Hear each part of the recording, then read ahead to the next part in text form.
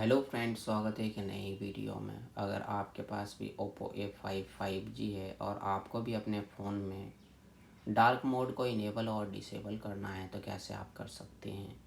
तो चलिए वीडियो करते हैं स्टार्ट। सबसे पहले आपको अपने फ़ोन में सेटिंग्स को करना है ओपन, डिस्प्ले एंड ब्राइटनेस पर क्लिक करना है। यहाँ पर आपको मिलेगा डार्क मोड। डार्क मोड पर क्लिक करेंगे तो आपका जो है डार्क मोड इनेबल हो जाएगा। अगर आपको डार्क मोड को डिसेबल करना है तो लाइट थीम पर क्लिक करेंगे, लाइट मोड पर। जैसे ही आप क्लिक करेंगे आपका डार्क मोड रिमूव हो जाएगा। तो आप इसी तरह से इनेबल और डिसेबल कर सकते हैं। तो आज की वीडियो में बस इतना ही। और आपको फ़ोन से रिलेटेड, ऐप से रिलेटेड, गेम से रिलेटेड कोई भी जानकारी चाहिए तो आप हमें कमेंट्स करके बता सकते हैं। नहीं तो वीडियो प्लेलिस्ट में जाकर आप वहाँ से भी प्रॉब्लम को सॉल्व कर सकते हैं। और हमारा वीडियो देखने के लिए share, subscribe, like, bell icon के बटन ज़रूर दबा दें ताकि नाले वीडियो का नोटिफिकेशन आपको मिलता रहे।